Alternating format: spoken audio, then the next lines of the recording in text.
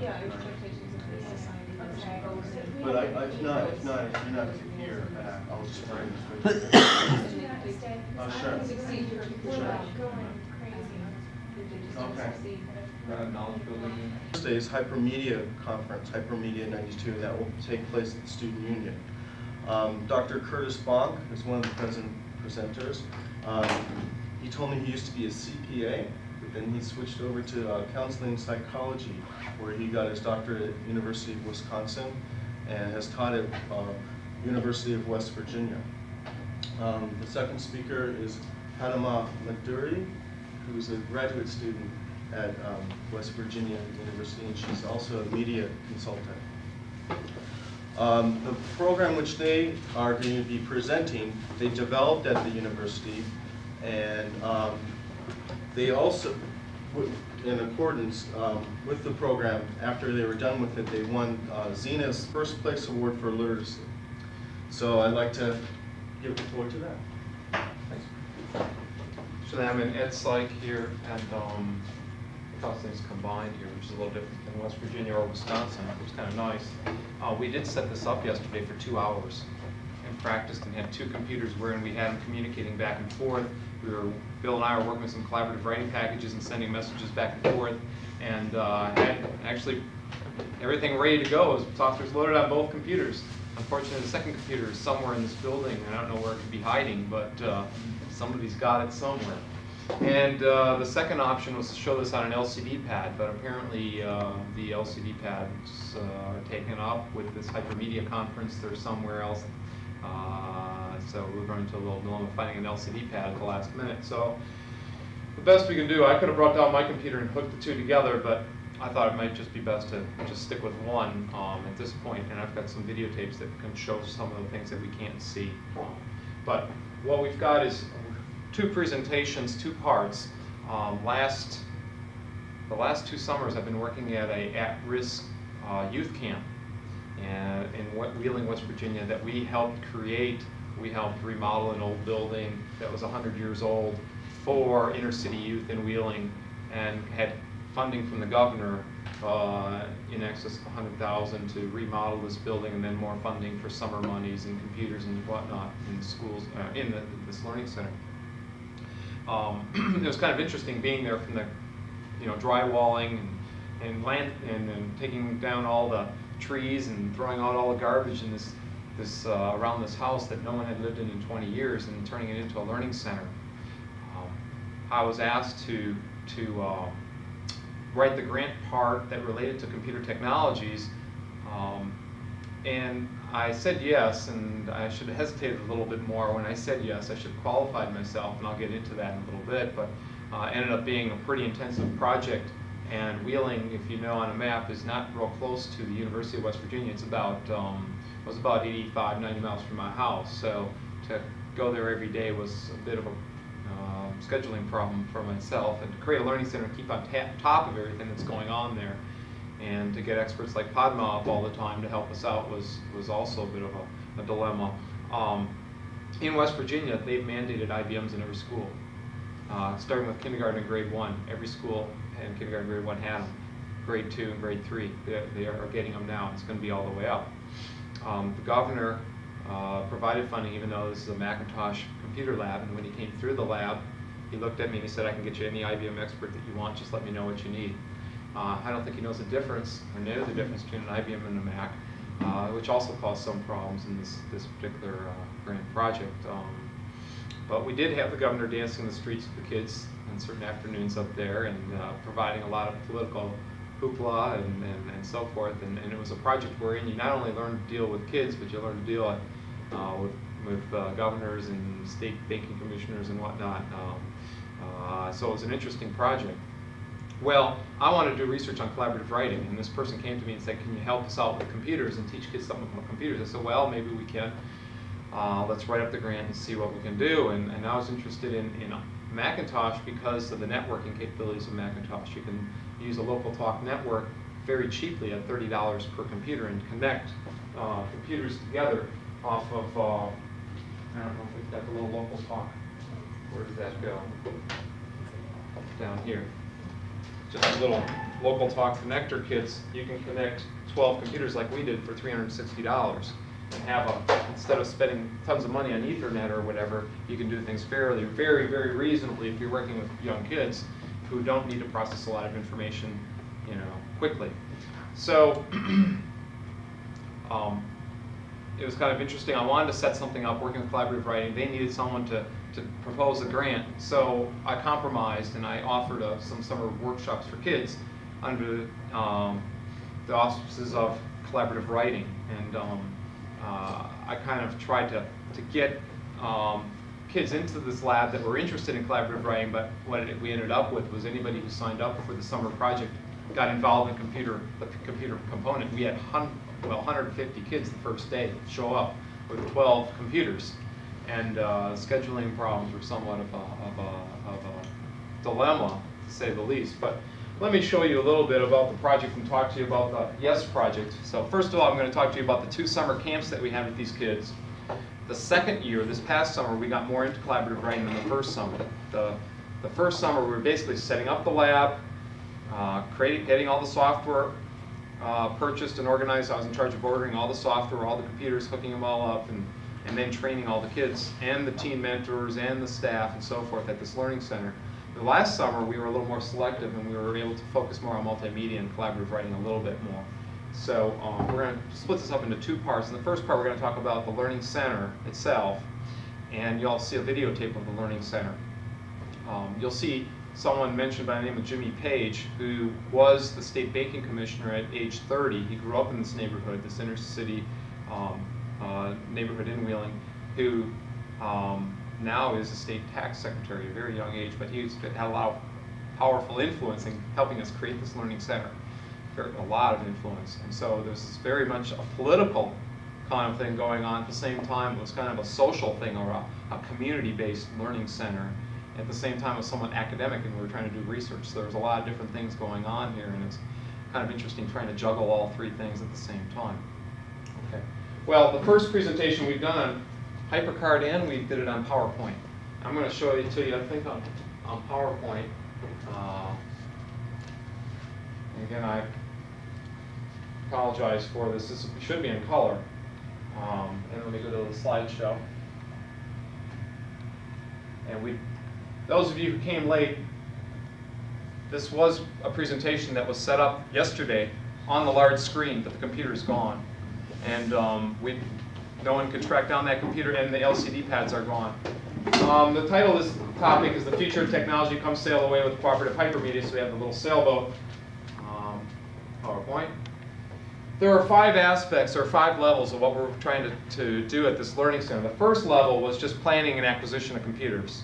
And that's what we presented to the governor and the tax secretary. We said we want to plan and acquire computers. Then we want to create awareness and utilization of those computers. And then thirdly, we want to extend the lab for video and communication. That's what we did this past summer. We extended it with scanners, CD-ROMs, video disc players, camcorders, so forth. The 4th stage, where they're heading to next, is that being a demonstration and training site, training parents in the use of computers, training actually preschool on up through parents in the use of computers. We have programs that extend down to ages 3, actually. And finally, we wanted to create a social awareness and interaction lab, SAIL, a SAIL, wherein kids would communicate a lot, and we'd use the network. We'd send a lot of messages back and forth. We'd collaboratively write and so forth. So that was a 5-part goal.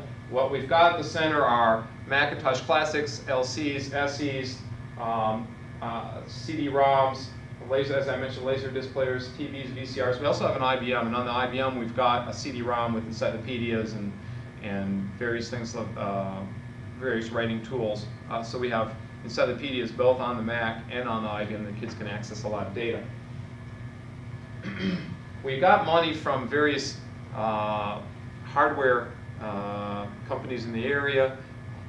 Apple donated a lot of the equipment. What they told us, and this is something I wanted to point out to anybody who's going to deal with learning centers, private organizations, churches, or whatever. Apple, as of 2 years ago, at least that's what they had told me, no longer will give educational pricing to anything, any place other than a school, designated school, a university. They won't give it to a church. They won't give it to a learning center. Even though that's your main intent is educational, they won't give you educational pricing. Well, we ran into quite a bit of dilemma in writing a grant up for $25,000 worth of equipment, and all of a sudden they wanted to charge us $40,000. And so what Apple, after many, many calls and much hassle back and forth, and again, this was a project I was just asked to train people into using computers in the summer, and all of a sudden it got off in all these different things. I negotiated so that we got so much for $25,000, they threw in the rest. They threw in a $7,000 laser printer, and they threw in a couple other things. So we got some nice stuff, but we did a lot of negotiating back and forth, and that sales rep lost his job. There are a lot of donations too. One thing you can do if you're going to set up any kind of learning center, or if you're working with a church or any kind of organization, write to companies that you see appearing in the computer, any kind of computer journals, The Journal, Computing Teacher, any kind of software you see coming out. Write to them and see what they're able to donate. I mean, it's worth a stab. I got a ton of stuff donated for this learning center. Oftentimes just one package which we couldn't upgrade. We'd have to buy it to upgrade, but at least they donated something. So I sent a ton of letters out to just about every company that appeared on certain lists that had new CD-ROMs coming out, or that had some innovative collaborative writing software, which was my focus. And I'd say about approximately 20 to 30% of those people donated something to the Learning Center. So that was kind of interesting. I got some hardware donations from this as well, but mostly in the area of computer software. And the other thing is to find researchers who are doing things and talk to them at conferences that are just creating software, and see if they'll give you a beta test site version of that software package. Originally, what I wanted to do was create a I wanted to test a package called the Knowledge Builder. In the Knowledge Builder, kids build up knowledge bases, and they're accessible on a server. And so that you can write a paper, or you can research on a topic, and someone else can grab what you've written and pull it into their paper, and you can, it's kind of interesting where you can share information back and forth. Well, that was the original intent here, but that particular package needed a server, a quote-unquote server computer, and I didn't have enough computers to do that, so I actually ended up using other software. I tried to assess their computer attitudes after working with computers over the summer. I looked at whether or not they learned cooperatively together, whether they could learn divergently, convergently, whether there be gender bias, whether there be anxiety, and all those kinds of things. The first year results were kind of interesting. We found that the young kids were more positive about the usefulness and utility of computers than the older kids, across all the things that we were measuring, and that females were actually more confident than males were, which is in contradiction to most of the studies that we've seen. We also had some race data, and we had a lot of mixed race kids in this neighborhood who had more positive attitudes than either the white or black children in this, and we didn't have many white Caucasian youth in the sample survey, so it's kind of skewed down.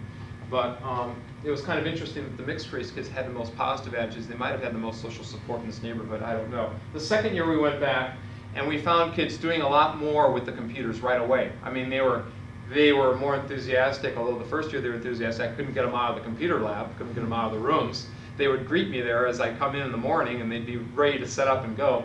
But in the second year, they were actually sharing more. They were more confident in what they were doing. The parents were coming in more. There was more community support. The television stations in the area were doing broadcasts of, and we'll see that on the videotape here in a minute. They were doing specials on the Learning Center, so there was more social support that was occurring during the second year, more community support, and more parent programs.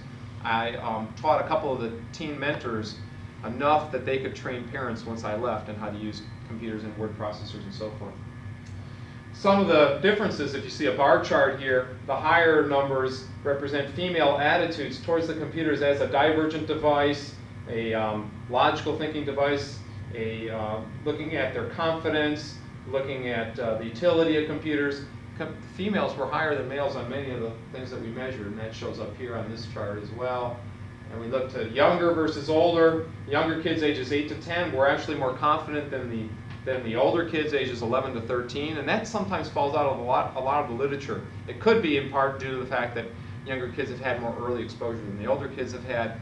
It could be also in terms of optimism that the older kids haven't seen the computers in the schools, and especially in West Virginia where they're starting bottom up, kindergarten, first grade, second grade, third grade, and we're worrying about the upper levels later on. We also looked again at race data, and again the higher, the Caucasian youth were at the bottom in terms of computer attitudes, which is kind of interesting for the this particular community that we were in. Could have shown something about their social support. Again, the race data overall. And finally, lessons learned, which is the important thing that I wanted to talk about today. 10 lessons learned, find a local expert. We were traveling 86 miles to go up to this learning center and do some interesting things, what we thought were interesting. But once we left, oftentimes the stuff that we were trying to do would be left on the side. Nobody would be able to carry forward and extend it. There weren't a lot of Macintosh people in this area. IBM was more prevalent. So finding a local expert is important. And especially if you're going to work with a church or work with a museum or work with a learning center or whatever, I would try and find somebody in that area to help you out. Don't be the only one involved. That was one bit of advice. The second piece of advice, if you're going to do anything kind of summer programs, try and limit your enrollment. Have some kind of sign-up sheet. In this particular program, we couldn't turn away anybody. I mean, anybody who showed up was part of this program. It was supposed to keep kids off the street and give them something else to do. During the summer, they not only got computers, they got bicycle, there were bike programs, bike safety programs, drug programs, nutrition programs, self-awareness programs. A lot of phys ed types of things were being done as well. So there were a whole gamut of programs being provided for kids during the summer. Computers actually were rated the highest, which was kind of good feedback for us. Nutrition was also rated kind of high, but this program was meant to be inclusive of all, but it caused some problems when you're dealing with limited resources. Okay, so be aware of that. Third thing, get vendor agreements in writing. Bit of advice. Fourth thing, link activities back to the school. If you're dealing with museums, if you're dealing with learning centers, if you're dealing with any kind of private organization where you're working with computers with kids, try and link the activities they're doing back to the school so they get credit, they get rewards, they have an incentive for coming. We had to create some incentives for them to show up at the learning center once we left. Once the summer program is over and the food is no longer there, or we were no longer there, or whatever, the kids stopped coming. We had to provide, it took a while to figure out what incentives. And there actually was a learning center director who had to figure out what kind of incentives would get kids back into the learning center. 5, provide incentives. That's what I just said for participation. Intrigue the kids with multimedia. Kids are really intrigued by visual presentations, scanning pictures in, and so forth and so on. That's a way of getting them back into the center.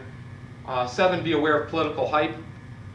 I'll tell you, I've never seen so much politicking going on as this project. I was never involved in, wherein there were so many short speeches by the governor, and he'd be gone. We wouldn't see him again or hear from him again for many months, but he'd show up the day the camera crews would be there. And you all best be there as well. But there was a lot of political hype involved in something like this, in creating a learning center, and a lot of it extends beyond, what you're capable of doing. They brag about a lot of what's going on, but you really have to be, as I say later on, this takes time. Be patient. A lot of these things don't occur just overnight. The governor wants to think it can, but it takes some time. Number 8, set access privileges. If you get a computer lab set up, a learning center set up, and you're gone, and you don't give access privileges, anything can happen to what you leave behind. And you can end up with all sorts of security problems, okay? Not only in terms of kids taking things, we really didn't have that as a problem. What we had is more kids putting things in the garbage can, the trash can, they didn't know were supposed to go in there. So if you make sure you lock the packages up, because they don't know any better. It's more they don't know any better. It was actually interesting that nothing was ever taken from this learning center at all. It was really quite, in terms of security, a very successful project. 9, don't commit to anything for free. Just a little, because once you do, you keep getting committed. Put a price tag on something, even if it's minimal. And 10, again, it takes time. And we've got our little fish, come sail away with cooperative hypermedia. What I'm going to do is show a videotape of this learning center so you can get a feel for the kids and what went on in the summer projects. Not all that you see relate to computers. Not everything that you're going to see on the tape will tie into collaborative writing, which is our theme, or tie into literacy, but it'll give you a sense of the kids in the community. Okay, so let me show that. In between, we're going to show a couple software packages, one called Aspects, one called Live Writer. I don't know if we'll show Conference Writer or the Knowledge Builder, but at least you get a feel for what some of these software packages have on them. We've tried to survey all the collaborative writing software that exists. We've written to all the companies across the country, again, done a national survey of all the tools that exist, and categorized all the software by levels, from electronic mail all the way up to the most sophisticated, what we call cooperative hypermedia tools. In between, you have brainstorming tools and other things. And Padma will go through some of those tools that exist. Okay, let's watch the videotape here first. And I'm going to pull this out of the way, and we might need Bill to grab the keyboard so everyone can see on here.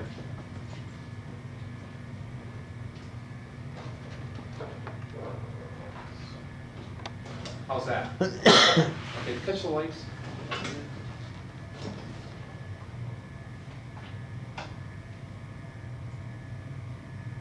Everybody's been to Wheeling or through the tunnel? This is right after you get through the tunnel.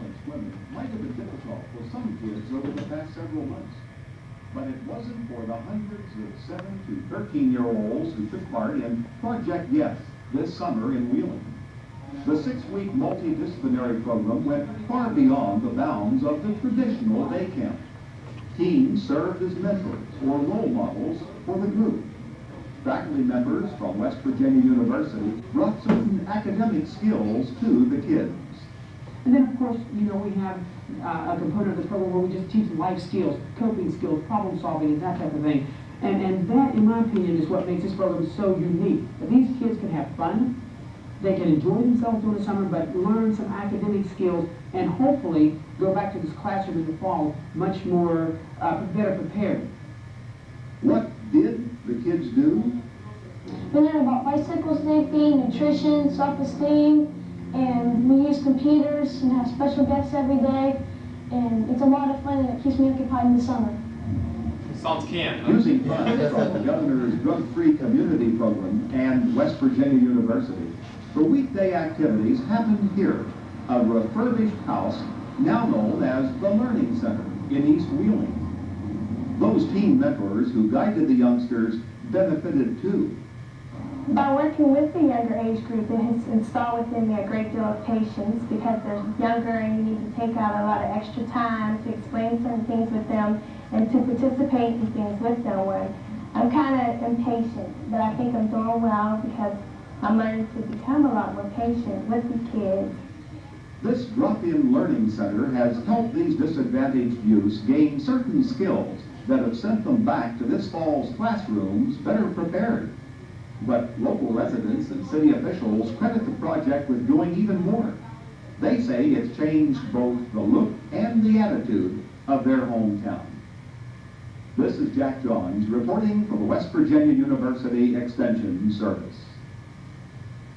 I'm going to go to newsreel here. Full dignitaries as well as East Wheeling residents were on hand to recognize what for many had been just a dream. 2 years ago, the East Wheeling Learning Center was a dream of some residents. Today, it stands as a symbol of the reality of people working together for a common cause. Today's formal dedication ceremony was attended by West Virginia Governor Gaston Caperton and First Lady Rachel Warby. Also there was West Virginia Banking Commissioner Jimmy Page. Jimmy, the governor, as well as hundreds of local people, have been wondering for a long time what they could do to help the young people in East Wheeling. All through the Learning Center, they believe they found the answer. We started out in this old building, a lot of doubts on a lot of people's parts whether we would make it or not, but the community came together, not only from this community, but from all over the city, and have helped us to put this learning center together.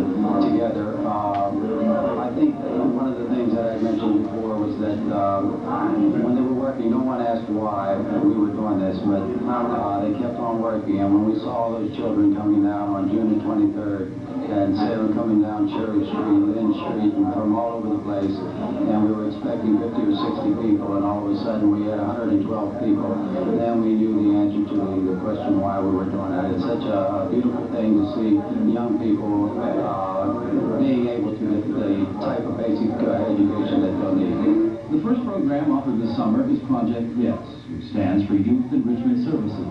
Its creator, Dr. Floyd Jones, a West Virginia University professor, says the program is designed to enhance children's self-esteem and reduce dropout rates in schools.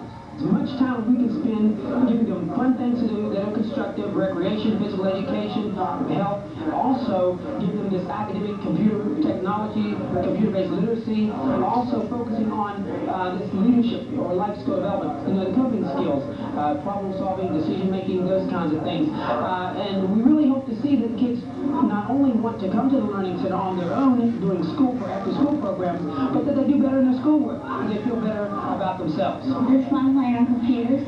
You learning some things? Yes. What do you think about this place? It's fun. I think it's for learning and it's fun to learn stuff. Is this going to help you in school, you think? Yeah. You come here every day? Yeah. Why? So I can learn new things. Would you rather be here than playing outside someplace? No, I'd rather be here. I learned you can do mathematics and all that stuff on computers and stuff. What grade are you in school? Yeah. Is this going to help you, you think? Yeah. Tell me why. Because you need, sometimes some people need help in math and they can come here and it teaches them a lot. Pretty good young people, huh? The weather was threatening, but it couldn't dampen the spirit. Project Yes was I'm going to stop at that one. There's more newsreels after that. As I said before, there's a lot of television hype going on. It's actually good for the program. It gets more people involved by the more times they're on Channel 7 and whatever channels in the area. One of the things I didn't mention, and I did talk about some of the dilemmas in this project, but I didn't mention some other things in terms of the facility itself. There was no air conditioning. We had mice that were freezing in the winter, and we had to have them repaired. There was no maintenance budget. If something got, there was no computer maintenance budget, so whenever I was going up there for extension for teaching, I'd try and pick up whatever was broken that day and try and bring it back to the Macintosh computer rep in the area to have them fix it. So maintenance budgets, make sure if you create something like this, make sure there's a maintenance budget, make sure the environmental controls are there for all the equipment. There are many things, security things, that you have to consider in creating something like this. It's just a wealth of things to keep track of and to keep everything running smoothly. It does take quite a bit. There are many other things in terms of dilemmas that we faced, but let's go to the next part on collaborative writing here, and Padma will show that.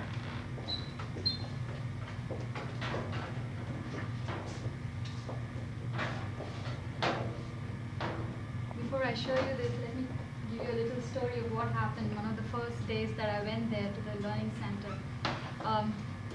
One of the teen mentors walked up to me and asked me what religion I followed. When I gave him the answer, he said, "Are you married?" Well, of course, I didn't answer that question, but I was a little puzzled about it. I told Dr. Bonk about that, and the next week, I found out that that particular guy had a criminal record, and they were thinking of hiring someone else to replace him. So, as far as my involvement in the project was concerned, I was just a graduate student at that time. I'm right now the multimedia consultant in the College of Arts and Sciences at WVU.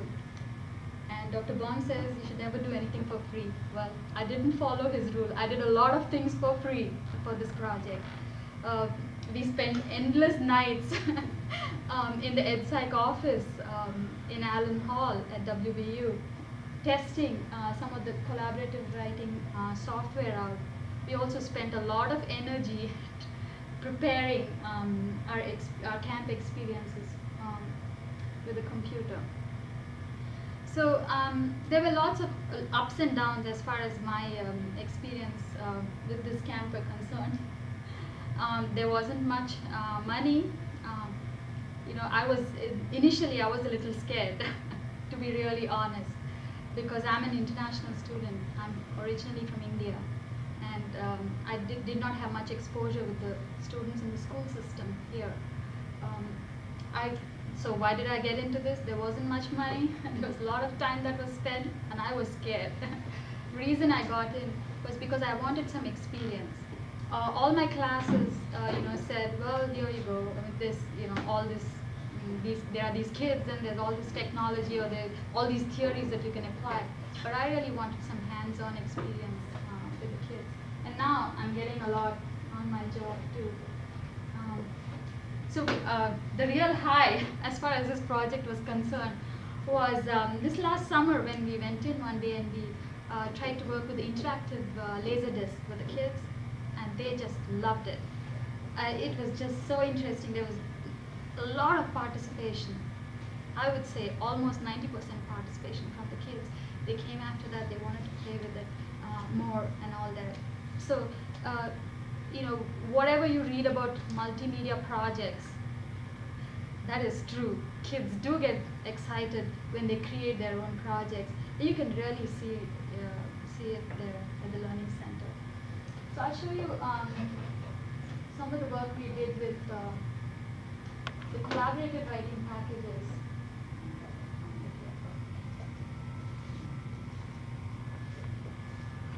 We've written a couple articles that relate to collaborative writing and the theory behind it and the social theory behind collaboration.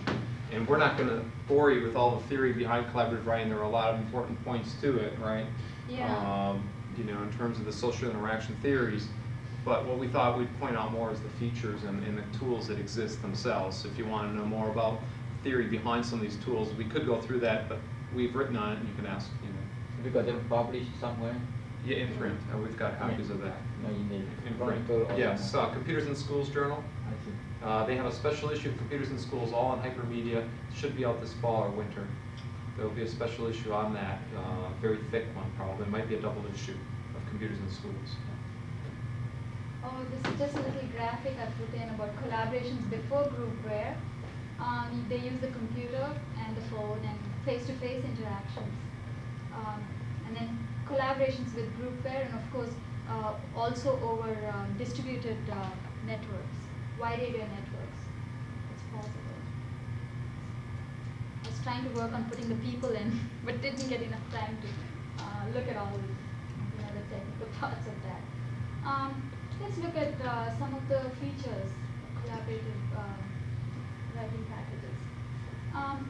When you're trying to decide on a package to buy, you need to look at what kind of equipment do you have. And of course, the most obvious question is, what platform are you going to be working on? If you're trying to work on the Mac platform, there are several packages available. Now again, if you're trying to work with Unix workstations, there are many of them. In fact, there are also some multimedia collaborative writing packages available. So you can send pictures, videos, and so on over the networks using those packages. But there are very few of them available in the DOS or IBM market. And how much can you afford? They range anywhere from this one that's about $295, one of the packages we look at, to all the way to about $4,500. And really, the features also vary because collaboration can mean anything from communication between one computer and the next, or one individual and the next, or between large groups of people in the same area or over wide area networks. So I was talking to someone the other day, and there's this professor who's sitting in Yugoslavia. Don't ask me what he's doing there. Well, I suppose you don't want to know what he's doing. But one of the things he's doing is he's teaching this class using some of the collaborative writing package, and his students are sitting somewhere here in the US, actually somewhere in the Midwest. And so he's teaching the class, and they have speakers, so his voice comes over the telephone lines through the speakers. And whatever he uses as overheads is through the collaborative writing packages. It shows up on the screen for the students. And so what's your vision of how knowledge and learning should occur? Do you have this approach where you want a lot of collaboration, or are you one of those instructors who wants a sufficient amount of control over the learning environment? And what would you like to be doing in 5 or 10 years? So there are different kinds of communication types that are supported. The basic one is one-to-one communication, and all of us are familiar with that through email. And the other one is like one-to-many communication. There are some packages in which, with which you can send messages from one person to many people all at the same time. And I know some of the email packages already support that, but there are packages that are specifically designed for collaborative writing, in which, let's say, the instructor can send messages to all the students in the class. So, but then the students cannot send messages to each other. So that brings us to the third form of communication, which is many-to-many communication. So really, I mean, the kind of package you're going to buy, you're going to decide based on what features you want. Do you really want collaborations to occur between all the students in the classroom and you? Also, how much of control do you want as an instructor over the experience? So there are different collaborative software types that Dr. Bonk and I came up with after spending a lot of hours, evenings, trying to work on these packages. Because you have the basic email and messaging tools, and then that's the most basic level. And then you have remote access delayed collaborative writing tools with which you can access a remote computer. And in that way, it's possible for you to send messages across to the other person. And then you have real-time dialoguing and idea generation. And fourthly, you have real-time collaborative writing, in which you can have what's known as synchronous communication. So what you see is what I see. And the last one is cooperative multimedia. And that's the level that most of the Unix packages are right now. But the Mac ones, there are few available, and I'm still trying to get to preview some of those packages. I know one that Xerox has that supports that. Okay, so you want to look at what's the maximum number of terminals that these packages are going to support. Some of them just support 16. Now, as an instructor, if you have 30 students, do you really want 16 people to be sharing the screen at the same time? I don't know what all your theories say about cooperative learning and all that, but my experience in higher ed has been that if you have 16 people sharing the screen, a computer screen at the same time, you're going to have problems because it's just hard to maintain a shared focus for the group. Tell them what you're doing in higher ed right now. Right now I work in the College of Arts and Sciences. So that's a pretty diverse group. We have everything from English to geology and physics, chemistry, and so on. And we have a Courseware development center that I work in. One of the things I'm looking at this semester is collaborative writing with the English classes. And we are using a package known as Aspects, which Dr. Bonk will be showing that package. The good thing about that package was it did everything but save the demo version, I mean. So we got the demo version, and we took snapshots of the screen and thought we got smart, edited it and scanned it in. So we didn't have to retype it using OmniPage, and brought it back up as an Aspects document the next day so they could continue work on it. So that's a pretty neat package, Aspects. Okay, so there are several other things you need to look at. Do you want writing and graphic tools also along with the writing tools? How much amount of drawing do you need? I mean, I'm working with the English department now, and they're investigating some packages, and they say, well, we really don't care about graphic tools. We don't care about multimedia. Well, let's see what happens with that. But then you want some kind of lessons, some kind of guides for writing. I was working with this intensive English class this summer, and they were more interested in a package that supported a spell check, a grammar check, and a word processor that supported real-time collaboration, and in addition had all these additional features, somewhat similar to Word 5.2. And then do you want some note-taking, outlining, and all that? And do you also want students to work in groups? If you want students to work in groups, do you as an instructor want to get into their groups all at the same time? Or do you want to get into their groups one at a time? do you want to be able to create all those conferences yourself? Do you want your students to create them? Can you create multiple conferences all at the same time? And you know, do you want to keep track of who made changes to the document and when? Maybe sometimes there might be occasions where you might need to keep track of who made changes. For instance, in group writing or editing assignments where students are assigned roles, you want to make sure as an instructor that you know, they're fulfilling their roles. And also, what kind of multimedia and hypermedia features do you need from this package? Oops. That's my mouse. So you have all kinds of windows, a teacher dialog box, a regular, do you want a dialog box that goes with it? So in addition to the screen where students are sharing the text, do you also want a little chat box where they can send private messages to each other? Or do you want a chat box where they send messages to everyone else in the class? Do you want some concept mapping tools? Some desktop publishing tools along with it? So let's look at some software packages.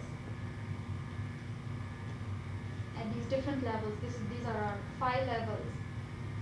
And as you'll see, Conference Writer is a messaging tool, and LiveWriter supports one-to-many communication. Aspect supports many-to-many communication. I don't know how many people are aware of the collaborative writing tools that exist, but there's more and more coming out. Most exist for the Mac, and Mac packages cost around $300, $400, $500. The ones that exist for IBM are about $1,000, $2,000 and up. And so, if you really want to get into collaborative writing, collaborative tools, the Mac choice for us was a logical one, and we got, you know, much more reasonably priced software. Now, the 5 levels that we're talking about: first level is electronic mail. Second level would be delayed collaborative writing, where you would write a paper, send it to the fax, or send it to a designated spot, and someone else would pull it from it, make changes, and send it back. So in terms of delayed collaboration, that's what's occurring at the second level. The third level is real time, in that 2 or more people can collaborate back and forth, but just brainstorming ideas, not text, just basic ideas. So the third level packages that we've got, that we found, are tools just for brainstorming ideas back and forth, idea generation.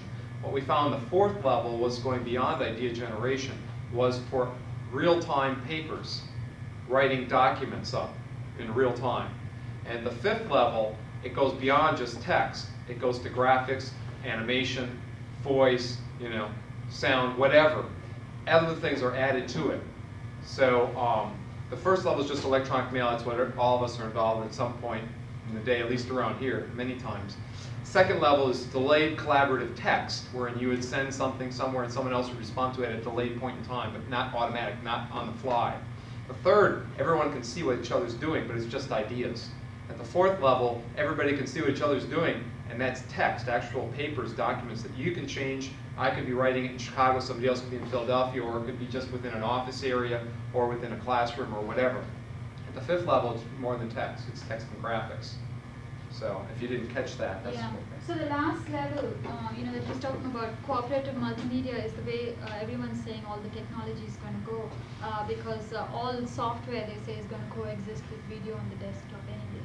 So I don't know how many of you saw it, but the AT&T video phone, you know, someone was saying that it's back ordered right now. But it's a similar technology, except you'll also be able to bring text onto the screens.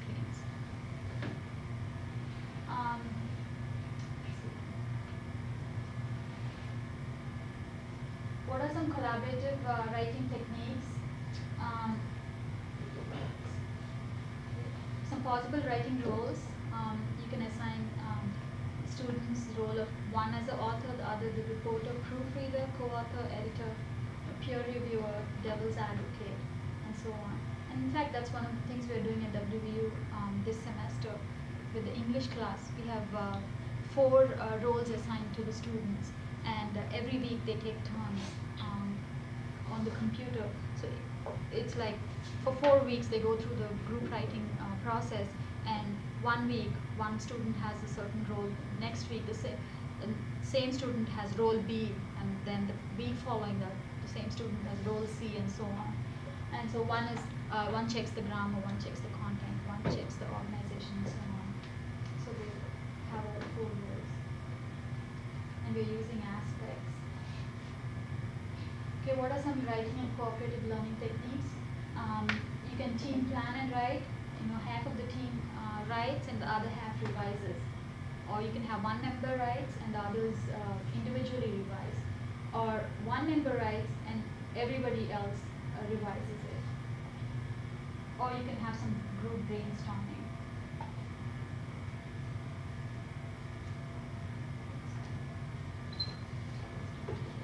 Let me show you a couple, and we'll go to the last videotape on aspects, which is kind of a stimulating video we can end on. There are 3 or so packages that I think we'll take a look at. We can go through all the cognitive skills, we could go through all the social skills that these packages are meant to impact, and we're not going to go through all those things here. Let me go back to our main menu and exit out of HyperCard here.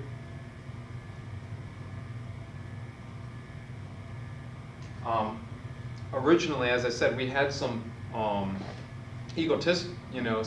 some research needs, from our own point of view. We didn't mind doing all the extra work because we thought we'd be able to test out some software that we wanted to see if it worked or not. Everyone talked about collaborative software being useful and good. Well, some of the problems you run into if you're working in a learning center is that, it doesn't have application back to their classroom, especially during the summer. There are no assignments that teachers can assign that they can then do during the learning center time. But we did test out a lot of software that was out there. So we did get some benefit from creating this learning center. We created our own little lab that we could test some of the software out that we found out about. So there are advantages to creating your own little lab somewhere from a self-centered point of view. We did get quite a bit of research kinds of things, at least tried some things out.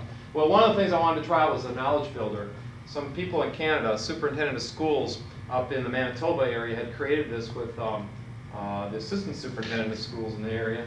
And they had been working on this for quite a while. And as you see, what comes up in here is 3 screens. You have a knowledge-based screen, you have a personal file, and a draft writer. And what students can do is they can go into the knowledge base and pull up knowledge bases that other kids have written about. Let's say that the topic is environmental warming or global warming. And then they can go through the knowledge base on that, pull up other people's papers on it, pull that up there. Go into the personal file and write down personal notes, call those up. Go into some kind of concept map and try and outline their topic so that you can create little concept maps and link things together with arrows and create different organizational schemes, if you will. So you can use the concept mapping tools, you can use the outlining tools, so you can create outlines of your paper in this package, okay? You can go back to the writing organizer and organize all that information, then pull it in, go down to the draft writer and start drafting your paper. So you can have other people's papers up here, you can have your concept maps, and you can start writing from that. So you have a couple different things to work with. Well, what they're doing now is moving to collaborative writing with this tool. The last time I talked to the person who's developing this, he was talking about having 16 possible collaborations on the screen at any one point in time. And also they were linking in video disc at this time. They were trying to get some grant money to link this to video disc. But anyways, my original intent in creating this lab was to test this package out. Didn't happen. I never did. We did use the package quite a bit, but we never used it for knowledge building, which was the intent. Because we didn't have a server, we didn't want to designate one of the 12 computers as a server. We wanted to use all 12 computers. So then we had to look to other software that existed, and we used other things. Another package that exists is called LiveWriter. LiveWriter is a level 4 package.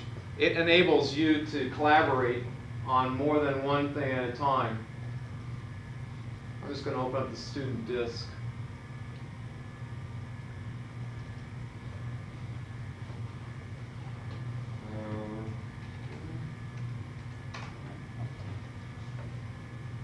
It's going to open up what this package does, and this is where we would need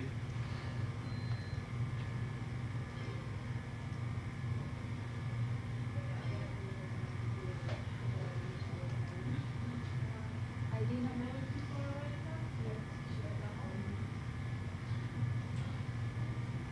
That's the other thing with these collaborative writing packages.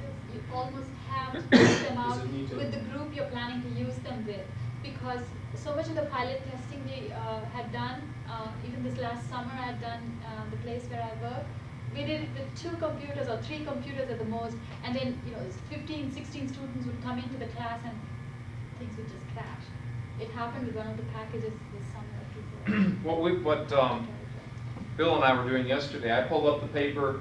We were able to take this with another computer. I was able to control the paper and point out things, highlight things, make changes. And then down here is a talk box, a dialogue box, where the teacher can take over, send messages to anybody. They can log on to anybody's paper. We could have 16 students in a room. He can call up any of those 16 papers, he or she can call up any of those 16 papers, create dialogue with the student, talk about their paper, pull up their paper, look at it, make comments about it, take over control of the student's paper, actually go right up into it. If we had 2 computers, which we were planning on doing and showing it on the large screen here today, we would show you how we could control the 2 computers, or I could control Padma's paper if she was writing something and take control over it and change it. Actually go in, you would see me just going right in here from another computer and just going ahead and deleting something or making a change to something. So as a teacher, you have a lot of power. With this package called LiveWriter, you have a lot of power over the student. A little like Big Brother watching in a way. Now with the newest version, it's called Language Writer. You can put voice notes in there. And it's meant more for foreign language learning, I believe, so that you can learn the pronunciation of words. Is that right? It's called Language Writer. This one's called LiveWriter. And Language Writer is just coming out from Research Design Associates. Okay, so that's another package. This one has more teacher control over the software. Okay, another package is called Conference Writer. And I'm not sure if we'll get into Conference Writer because we're not on network, but I'm going to give it a shot here. And then we'll go to aspects and then the video. Let's try through HyperCard. This package runs on HyperCard 1.2 actually.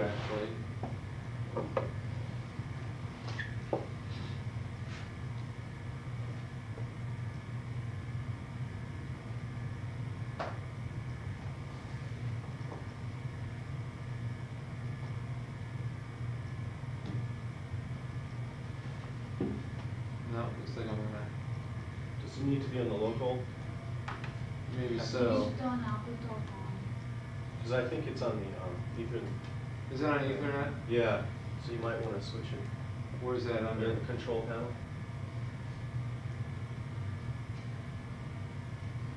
Under network.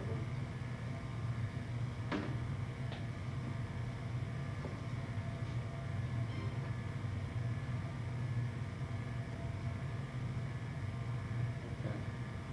All right, now we're on network. Let's see if that works.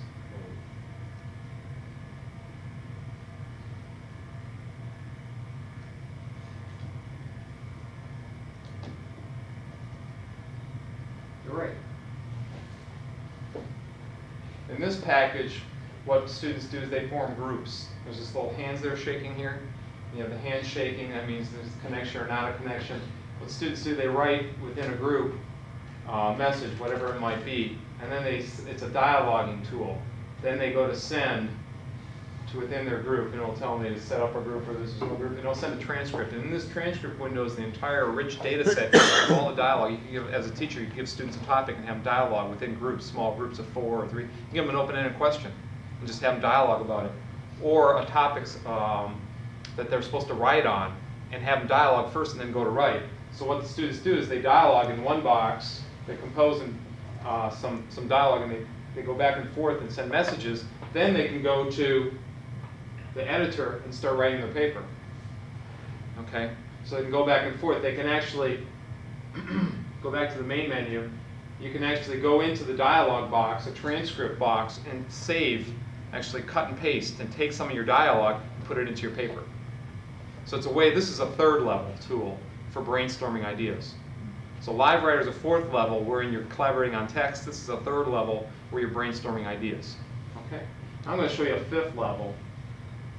Again, I'm showing you some of this kind of stuff kind of fast. It's not, if we had two computers, you'd get some of the, again, some of the differences you would see.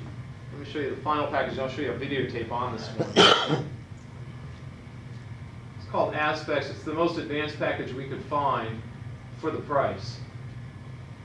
And that's assuming we've got it on. Let's see what this has on it. Here we go. In this package, you can collaborate with drawing, with painting, and with text, all three. In here, you can make a conference, or you can work offline, network, or go with a bunch of people, or go point to point. If we network, it will tell us registering aspects, looking for other people. There is nobody else. Let's create a conference, but it's going to tell me there isn't anybody else. In this computer, I named Pokey, so I had the 7 dwarfs on the computer.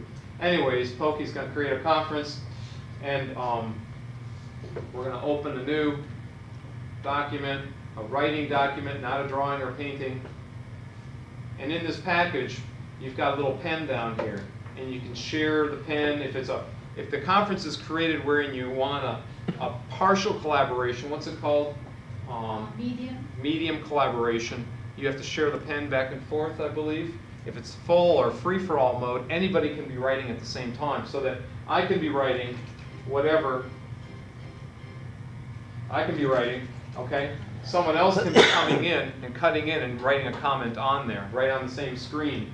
You can be changing around anything in terms of the layout, in terms of the italicized. One person can be changing the layout, another person can be writing text. You can have this little chat box down here in this corner and sending messages back and forth to one another. You can pull in graphics, and we'll see that on the videotape. You can pull in drawings. It's actually explained much better if you watch the tape, but the basic notion is that multiple people can be working on the same document at the same time and creating documents fast, not just in one learning center, but actually across the country. And they're going to show one where they're in 3 cities collaborating, and reports due in 20 minutes. And they actually create a document in 20 minutes collaboratively.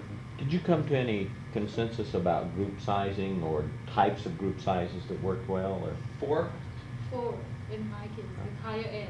With higher ed. You tried several different ways? We tried 6. And we also, tried. you know, the strange thing we found out, this was just a few weeks back, when students are distributed, they're spread across the room, and they send messages back and forth, they enjoy it a lot more than if they sit right across from each other or next to each other. Because it's so much easier to just talk than to send messages back and forth. Yeah. But you know, if you remember, even in dealing, Yeah. remember the time they were spread out? Yeah. The students from one end of the room, they were having fun sending messages to the students at the other end, but they're sitting next to each other. So quite a lot of planning goes into these exercises, or Yeah. it should go into those exercises, because otherwise you're going to fail. Yeah. And I think you did say you had a variety of age levels involved? We had, with the Wheeling Project, we had 7 to 15, but we really only this summer focused on 11. I only let 11 through 14 into this So because I had more control this past summer than I had the first summer, so that we could do a little more focus, because otherwise it gets really unfocused and you can't really test too many things out. Yeah. Well, let me show the videotape, and we can see that, and we can ask questions then after we're done with that. Hey. Again, I so much, or this software package, they decided to create their own software so that they could communicate more effectively. I think that was the case. They're 2 business people.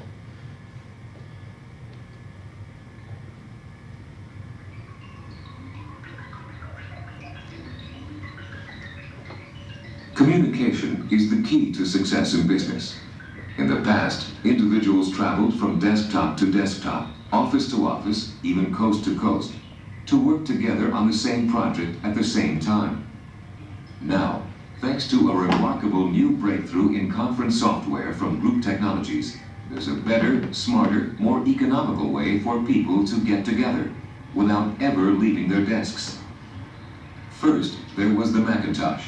It revolutionized the way individuals worked. Today, Group Technologies introduces the next phase of the revolution, improving the way teams work together by unleashing the power of the Macintosh like never before. Introducing Aspects, the first simultaneous conference software for the Macintosh. Aspects allows individuals in different locations to work together on projects simultaneously, using text and graphics, whether they are located across the hall or across the continent. Take, for instance, the case of Venture Vessels. It's 9:01, and we're going to watch as the design engineers in San Francisco and Newport work with a marketing director in Philadelphia to finalize a critical presentation, due in just 10 minutes. Aspects conferences are created through the conference control window. Since these people are conferencing through the company network, Craig has selected the network option. You can also have the same high-speed interaction with point-to-point modem connections. Craig will create the conference in San Francisco by clicking on the Create Conference button. We now see the conference options window, where the conference parameters will be set. Craig will enter the conference name. In this case, he has elected not to use a password, although a password security option is available. Aspects offers different levels of conference control. Venture Vessels is opting for the less formal free-for-all level, allowing everyone to edit at the same time. The conference is now ready for other people to join. Okay, Rob, do you see my conference? Yes, it's called Presentation Review. Rob in Newport joins the conference simply by clicking on the Join button. Now we've got a real live meeting going on. Let me show you the latest sailboat design. Craig now goes to the File menu and opens the file Boat Design. As you can see, the document opens and is immediately distributed to Rob in Newport. Aspects gives users the option to view and work in the same part of the document at the same time, or to work independently. At this time, Craig will link his view with Rob's so that together they can work on the design. Craig goes to the Windows menu, selects View With, and chooses Rob's name. And now the two views are linked. Craig, I think we should use a low-wind jib in our presentation. Rob in the Newport office will take a design that currently exists in his CAD package and will import it into Aspects. To avoid the unnecessary distribution of this file, Rob chooses to open it only on his Macintosh. Each participant can import and export any graphics files in PICT and McPaint formats, or files from popular Macintosh word processors using the built-in DataViz translators, instantly and transparently. Let me show you something our team has been working on over here. Oh yes, that looks a lot better. Let's bring Jade into the conference and see what she thinks. Now Jade, the marketing director in Philadelphia, joins the conference. She then links her view to Craig and Rob.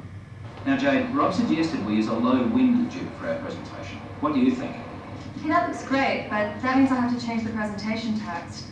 Now Jade unlinks her view so that she can open the text document and work independently. While Jade is doing that in Philadelphia, Craig and Rob are putting the final touches on the design. Notice that as Rob enhances the illustration, Craig can view the changes as they happen. Meanwhile, Jade is editing the text and her changes are being transmitted in the background to Craig and Rob.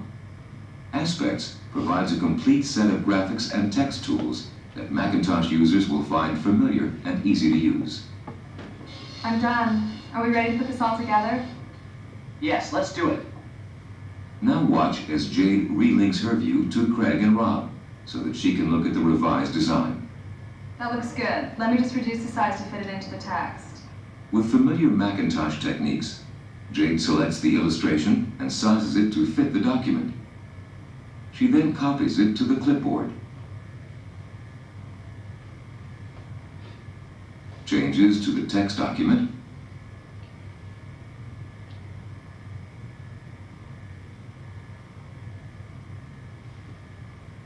and places the illustration into the presentation.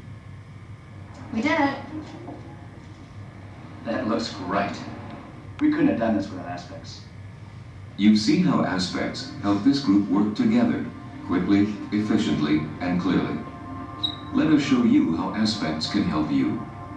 Aspects, the first simultaneous conference software for the Macintosh. For more information, call Group Technologies at 1-800-476-8781.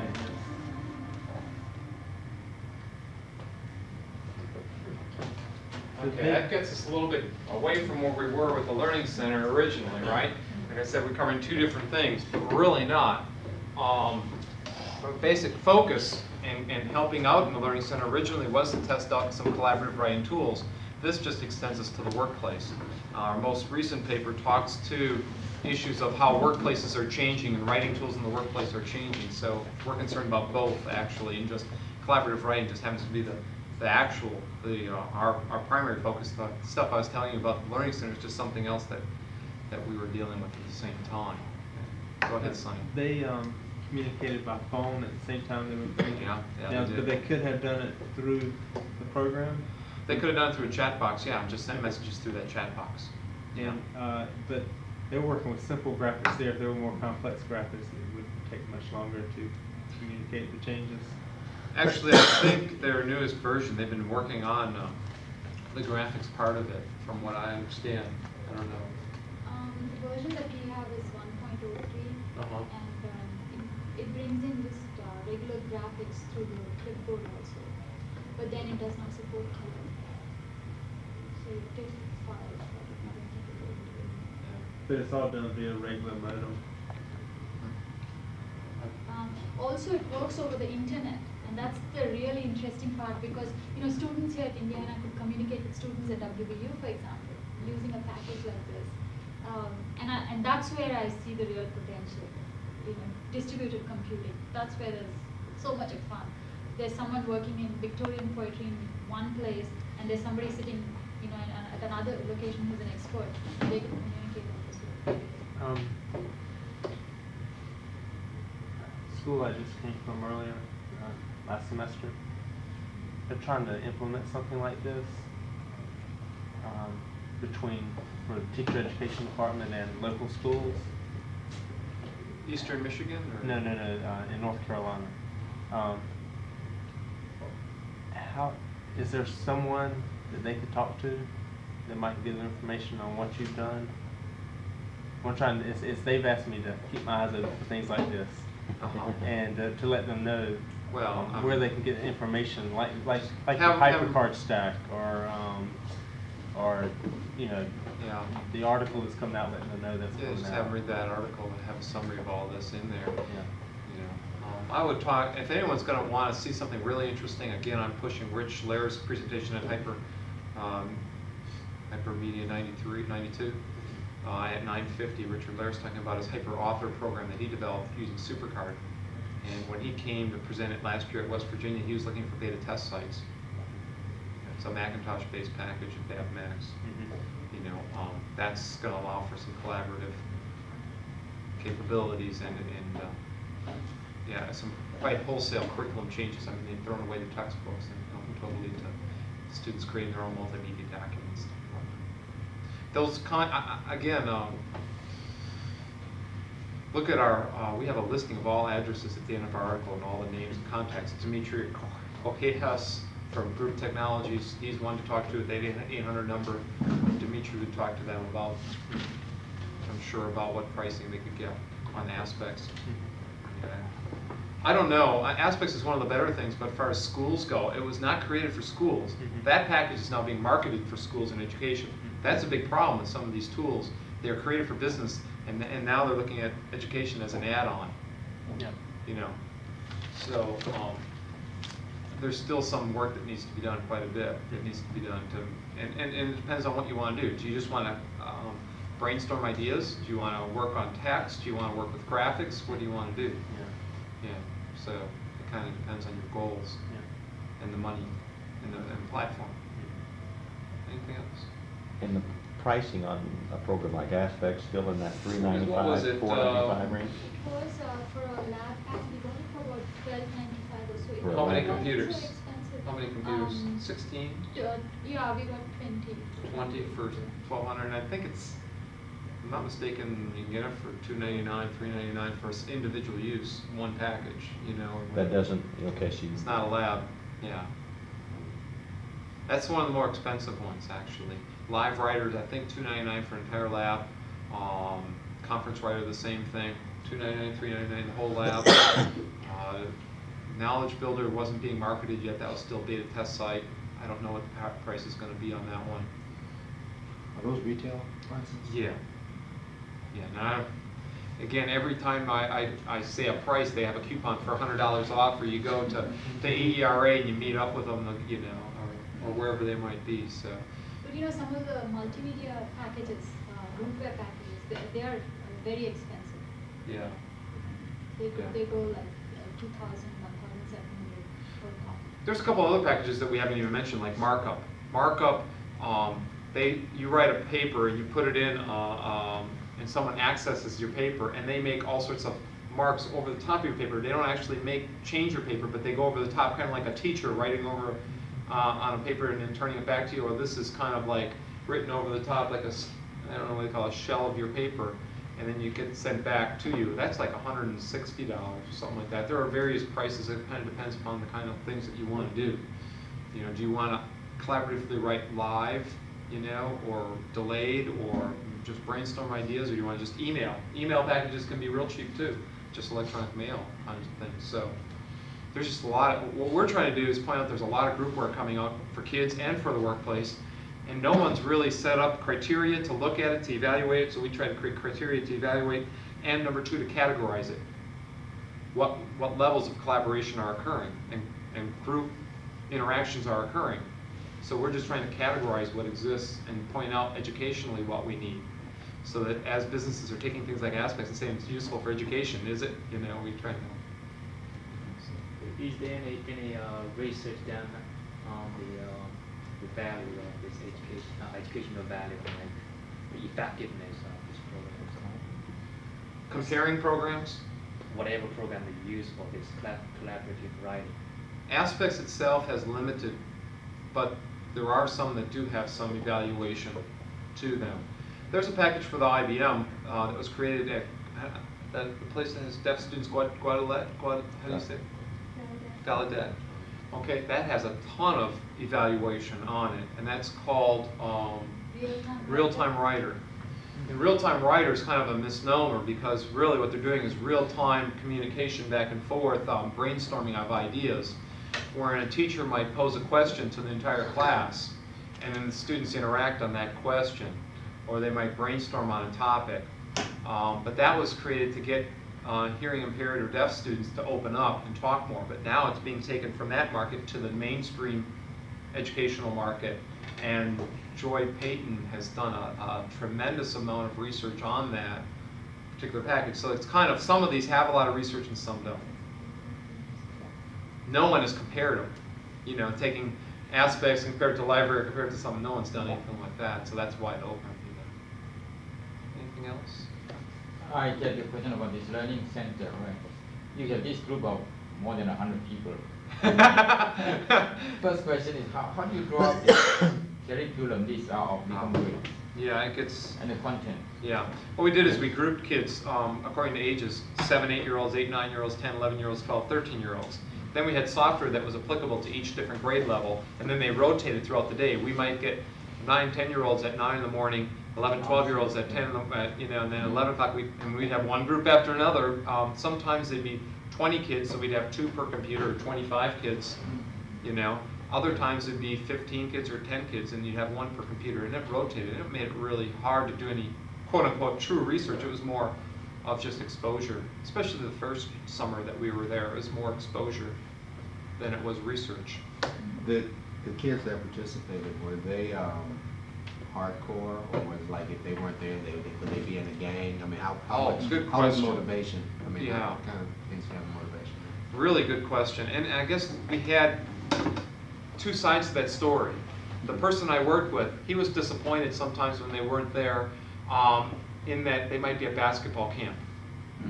And he was saying, well, this is, I mean, after setting this whole thing up and having them go off to basketball camp, well, at the same time, he said, that's important for them in the summer to go to basketball camp, especially in this community. It was high status and priority.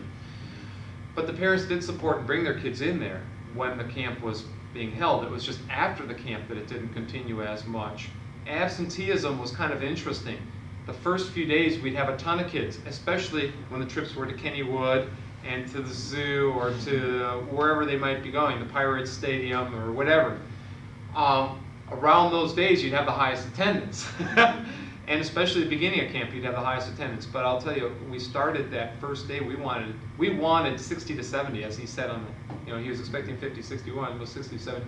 When you had 110, 20, and actually the first few days we had 140 in a non-air conditioned building like that, it can be a lot. And so we expected some turnover or drop off. And there are other programs that they filter into,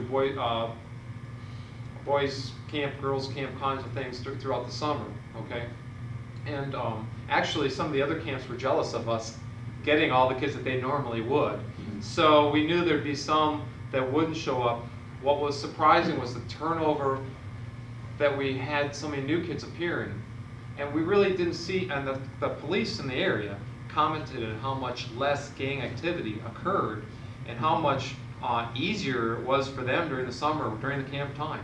It really was. And so they came actually to help for different programs because they had the time. So that was interesting, and it did provide them a place to go and some structure. And I'll tell you, there were so many activities. I mean, we barely even touched on the film all the things that they did besides this. They took them a wealth of field experiences that they wouldn't have had otherwise. I mean, we went fishing to one of the guys who was, one of my colleagues had a farm and fishing pond. We took all these kids to this farm fishing for a day. I mean, it was, and horseback riding, and I mean, just a ton of other things. So it was well beyond this, and it was they tried to replicate it at other places in the state, in Charleston and in Huntington and Parkersburg, if you know the state at all. They're trying to replicate some of it, but it's not cheap. Yeah.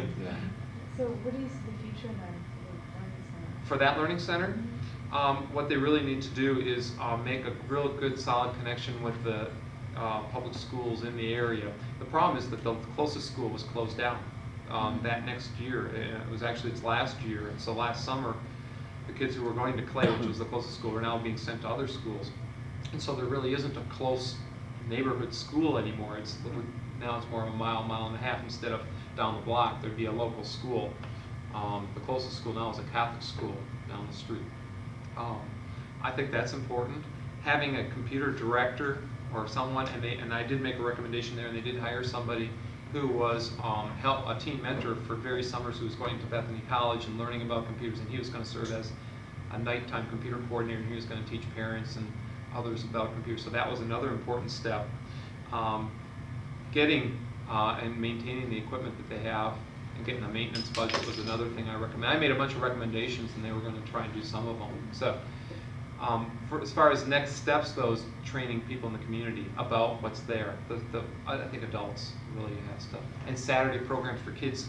They had SAT and ACT packages. We got software for SAT and ACT, and they were going to offer Saturday afternoon things where they could prep for the SAT or ACT. So that was another thing. A lot of little things like that, I think, could be done and be very important. And is it being used during the school year? Yeah. But actually, when it is being used, is after school, and it's used a lot as a tutoring center. A lot. They do have some funds, and one thing I didn't mention is the high school computer coordinator and I wrote a grant to get some more multimedia equipment, and there was a good link between the high school and the Learning Center, and there were tutors that were being paid for by the high school to tutor kids at night on various areas that they math, reading, whatever. So, and there's tons of encyclopedias, books, and other things besides computers. And so there was designated rooms upstairs for tutoring, and downstairs was the computer lab for writing or whatever they were working on. So, and they had a lot of activities too, just social events to get. Again, that was the main thing, was really social. It was created as well as learning, but social was important too. The next step actually is to expand across the street and create other centers for actually there was going to be some kind of athletic building across the street from the Learning Center. And so they were building up funding for other things in this community besides the Learning Center, and expanding, and the state senators were getting monies for that. So I wanted to ask you where you got your startup or your seed money. It came from the Governor's Drug-Free Communities grant, actually. And we were able to convince them that this aspect of, there were a lot of things that were paid for besides computers, but we were able to convince him, and he already had a commitment to technology in the schools, so it wasn't too hard to convince them. So yeah, that was one place. There were tons of in-kind, tons of other donations. I have listing here of funding that was received. 50,000 came from the Governor's Drug-Free Communities Grant. Money came from the Ohio County Schools. Senator Rockefeller donated money. He's a pretty important person in that state. The extension, the local churches, the gas company, on and on and on. You know, people that donated. So there was just it was a lot of stuff. No, it's initiated by the West Virginia University. Yes, but by eventually extension.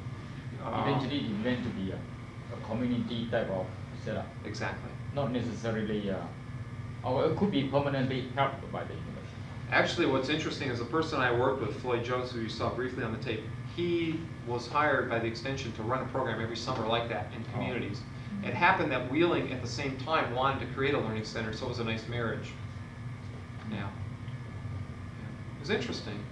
It's an interesting, and if you're ever in the area, I mean, I can give you an address to go check it out. So, unfortunately, it's not close enough to here that I can't keep that contact. About a day's drive. Yeah. Well, it's 5 hour, 6 hour drive. I did have one other question. Okay. Did you do any research on, I don't know, educational levels the kids started out with and what they left with? Were you able to do any of that, or was it just too much during the 2 summers? They did a fair bit of testing, but it was more, I had somebody who was working on drug and alcohol awareness and safety issues, and he did some pre-posting, and he was able to show some quite significant gains in terms of awareness of and safety skills and drug and alcohol awareness and so forth. We also had self-esteem and self-concept scores, some pre-post things, and there was some enhancement there, but not as much as what we had hoped for. And then we looked at computer skills and anxiety, and there were some differences there, but it was more gender related. Again, females ended up being helped more than males. But we didn't do a lot in terms of CTVS scores, you know, achievement scores pre-post, although we did gather those. And I'm sure they will look at those things long term. My colleague did gather the CTVS scores of all the kids that were in the project. I would say approximately 50–60% of those kids that were in the first summer came back the second summer. 40% were new kids, approximately. Yeah. Thanks. Well, I'd like to thank Dr. Bonk and for the presentation. Thank you. Thanks. A lot of stuff. I'm sorry if we